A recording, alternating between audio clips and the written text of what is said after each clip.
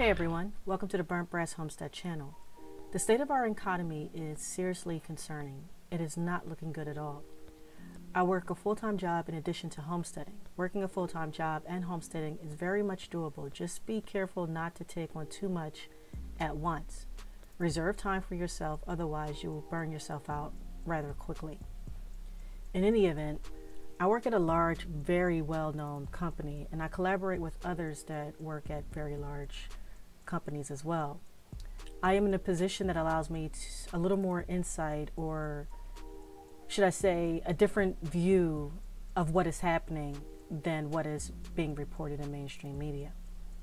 I can tell you that these top revenue generating companies are feeling this downward spiral we are in, to the point that they are quietly cutting positions in addition to outsourcing workers from other countries. But that still isn't enough. Employment today is not guaranteed, but if you are in a tech industry, which recorded over 226,000 layoffs in 2023 alone, or real estate, rental, hoteling, construction, finance and insurance, or manufacturing, then your probability of getting laid off is relatively high. Take a closer look at what positions are being cut. The people who are impacted by layoffs now, their salary levels. Don't just look at the number of layoffs. People who are higher up in companies' organizational charts are being cut. Six-figure salaries, gone, just like that, compared to other industries. I have visited several websites that report on layoffs to compile a list and see if a couple companies were on that list. I didn't see them, but they should have been according to the WARN Act. For those of you who want to try to stay ahead of layoff notices, there is something called the WARN Act, and it's supposed to offer protection to workers and their families and communities by requiring employees to provide notice 60 days in advance of covered plant closings and covered mass layoffs. In general, employees are covered by WARN Act if they have 100 or more employees, not counting employees who have worked less than 6 months out of the 12 months, and not counting employees who work an average of less than 20 hours a week. Now, keep in mind, those who work less than 20 hours a week are not counted.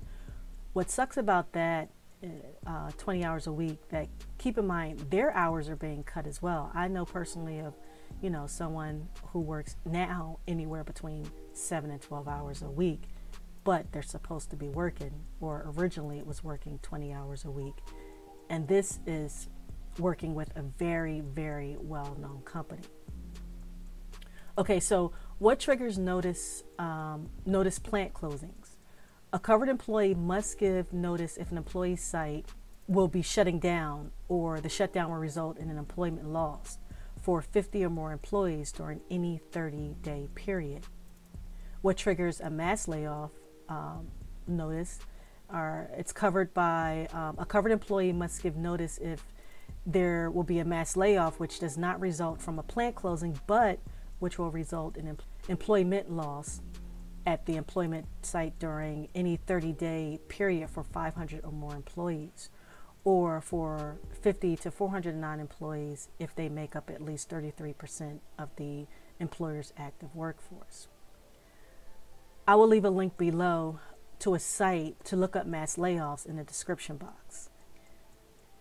But like I said, it doesn't appear that the list is 100% accurate, as some layoffs do not appear to be listed. You can also search by company names, but the link will also have more information on the WARN Act, so that you can be more familiar with that act, as well as report any employers who does not abide by the WARN Act. So I can tell you, unemployment has been on my mind since 2021.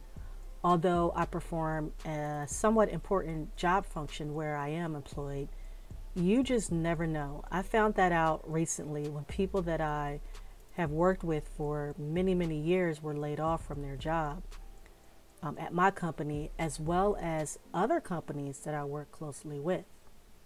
It was a bit of a shock, but What can you do but position yourself to be prepared? I personally have people depending on me, so I want to make sure that I am in a good position to help them, even if I were to lose my income. So I have been working diligently to be in a position to survive and thrive should I lose my job or should there be a collapse.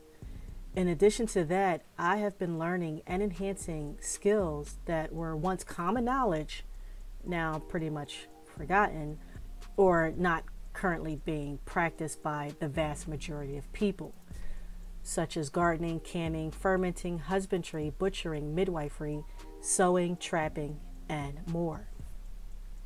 I sincerely hope you guys are also doing the same.